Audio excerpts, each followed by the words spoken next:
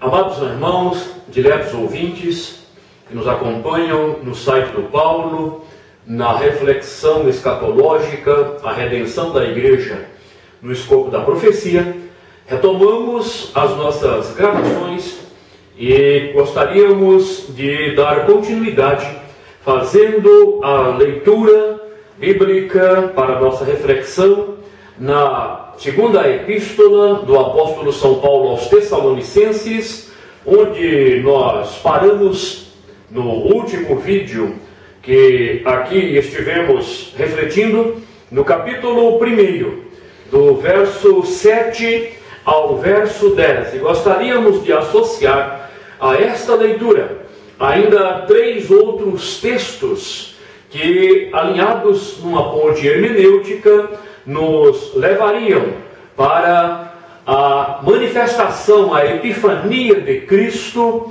depois da grande tribulação, dos 7 anos da angústia de Jacó, quando o Senhor tocará o Monte das Oliveiras para libertar a Israel, especialmente Jerusalém, do cerco dos exércitos do anticristo, e também irá a Edom, onde o remanescente estará sendo guardado em Pela. Portanto, quero ler ainda para complementação o profeta Isaías capítulo 30, versos 30 a 33, Zacarias capítulo 14, versos 3 a 5, e Apocalipse capítulo 19, versos 11 a 21. É lógico que é uma leitura extensa, mas gostaríamos de pautar a nossa reflexão, as nossas palavras na profecia bíblica, até porque o nosso tema é a redenção da igreja no escopo da profecia.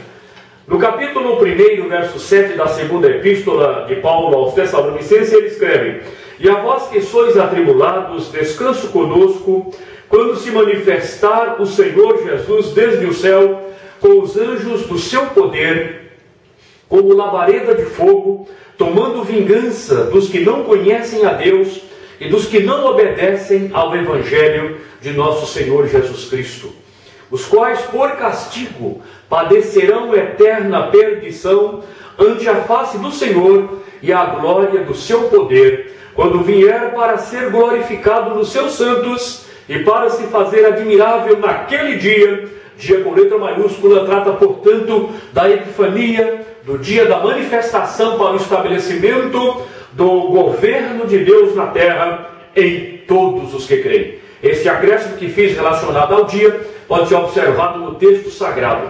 Profeta Isaías, capítulo 30, verso 30 a 33.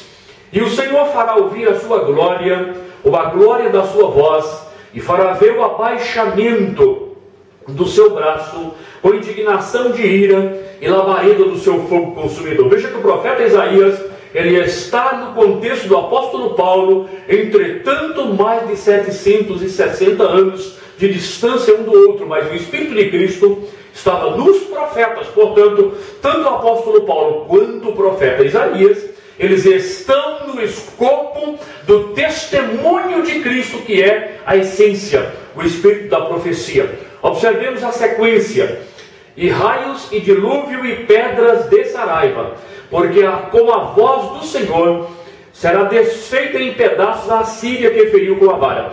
Essa referência à Síria, no original, é ao assírio, o anticristo, portanto, filho da perdição. Esse texto, ele na realidade é um foco profético direto da manifestação do Senhor, e em especial do momento em que será aceso o lago de fogo, que será inaugurado exatamente pelo anticristo, que na linguagem tipológica aqui é o assírio, e também pelo falso profeta, que são as primícias da perdição no lago de fogo. Portanto, o texto de Paulo, ele está em conexão didática, conexão de doutrina com o texto do profeta Isaías. Na sequência, 32, e a cada pancada do bordão do juízo, esse juízo é o juízo das nações, que o Senhor der, haverá tamboris e harpas,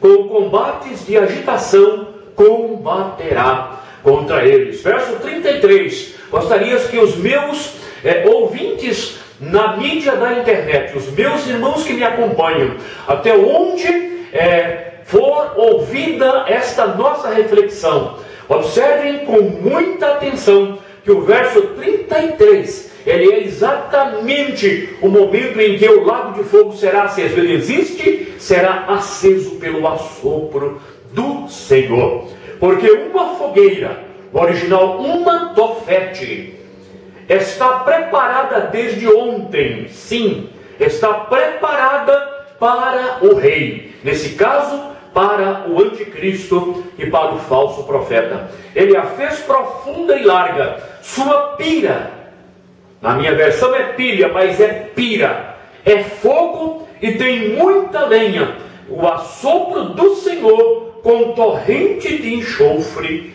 a acenderá. Esse texto, ele tem conexão com o capítulo 11, verso 4 desse mesmo profeta, e também segunda epístola de Paulo aos Tessalonicenses, capítulo 2, verso 8. Mas quero deixar essas referências de apoio para outra ocasião, porque eu quero continuar na leitura básica desta nossa reflexão, que gostaríamos, como prometi na última gravação, de tratar, pelo menos, da manifestação do Senhor, da batalha do Armagedon, nem que eu não termine essa reflexão hoje, e também do juízo das nações, dado ser um fato escatológico de suma importância.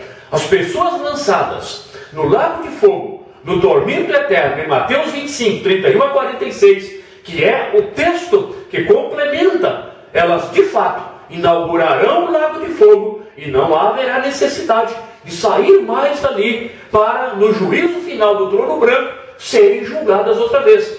É interessante isso, porque, na realidade, é uma antítese da redenção. Este assunto é de suma importância conhecermos a redenção da igreja no escopo da profecia, porque o contrário disso para a perdição é também as três fases da perdição. Assim como a primeira ressurreição, ela tem Cristo como as primícias, os que são de Cristo na sua vinda, e finalmente o remanescente do capítulo 20 de Apocalipse, que adentrará, inaugurará o milênio, que são os santos da tribulação, que perderam suas vidas por amor de Cristo e de sua palavra, completando a primeira ressurreição. A perdição também tem três fases. E nós gostaríamos de ter condições de, mesmo o nosso tempo sendo exíguo, chegarmos ao fim desta reflexão para munir os nossos irmãos, os crentes na fé, das ferramentas escatológicas, bíblicas, teológicas, necessárias, imprescindíveis para a boa interpretação da palavra de Deus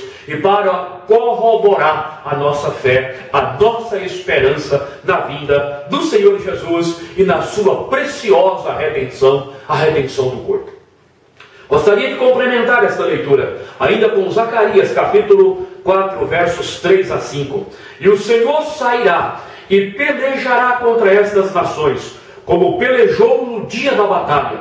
E naquele dia estarão seus pés sobre o Monte das Oliveiras, que está defronte de Jerusalém para o Oriente. E o Monte das Oliveiras será fendido pelo meio, para o Oriente e para o Ocidente, e haverá um vale muito grande, e metade do monte se apartará para o norte, e outra metade dele para o sul. E fugireis pelos vales dos meus montes. Interessante que está no plural, porque o monte se tornará em duas grandes metades.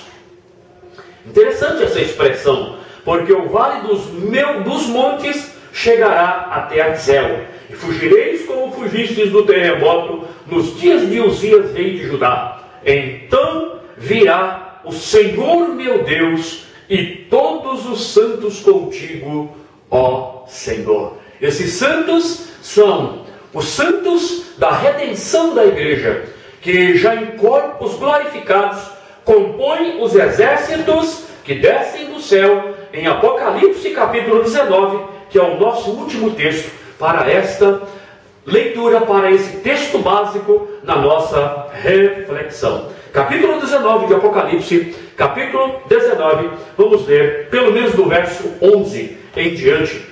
e vi o céu aberto, e eis um cavalo branco, e o que estava assentado sobre ele chama-se Fiel e Verdadeiro, e julga e peleja com justiça, e os seus olhos eram como chama de fogo, e sobre a sua cabeça havia muitos diademas, e tinha um nome escrito que ninguém sabia senão ele mesmo.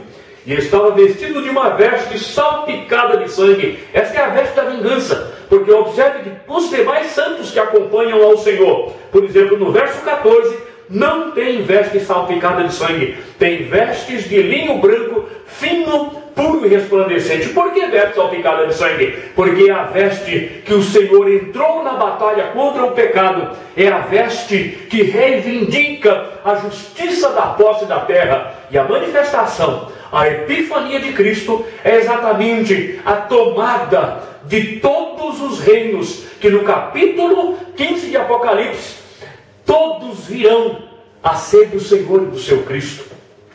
É interessante que agora a redenção da terra, não apenas a igreja, ela é iniciada pelo Senhor a partir da 7ª dispensação, no estabelecimento do reino milenar, do governo de Deus sobre a terra. Terminando o nosso versículo, ele estava vestido de uma veste salpicada de sangue, e o nome pelo qual se chama é o Verbo de Deus, é o Logos de Deus. E seguiam-no os exércitos que há no céu em cavalos brancos, vestido de linho fino, branco e puro.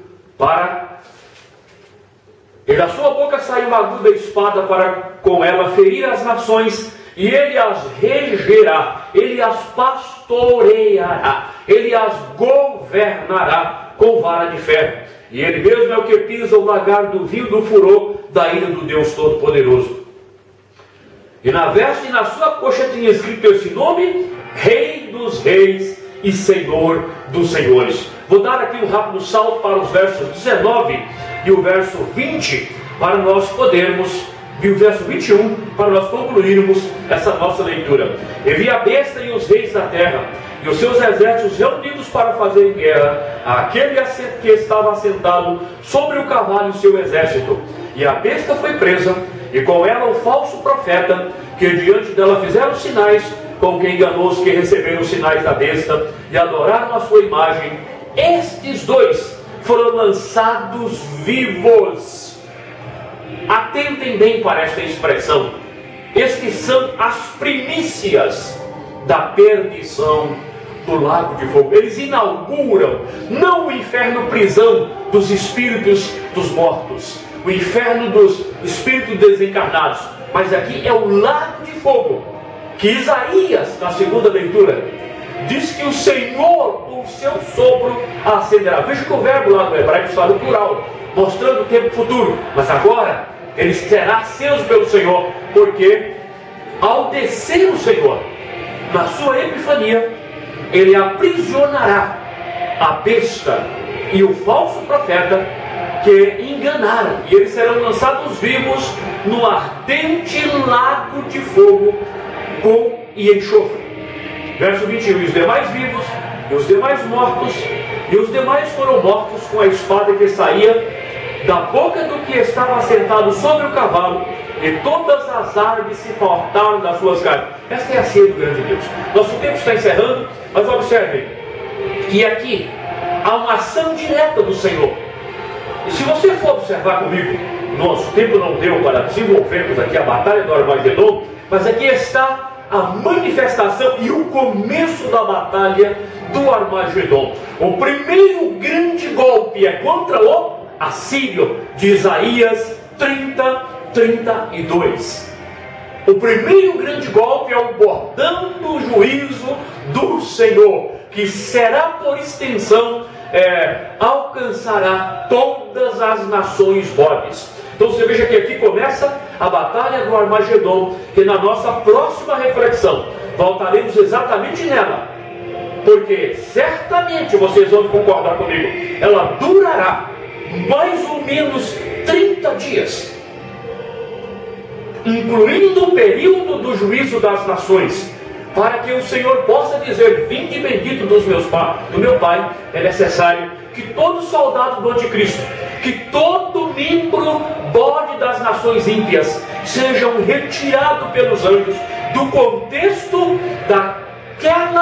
daquele período de transição para o estabelecimento do reino do Senhor na terra, e são reflexos da consequência da redenção da igreja no escopo da profecia. Deus nos abençoe. Nós voltaremos para dar continuidade em nome do Senhor Jesus.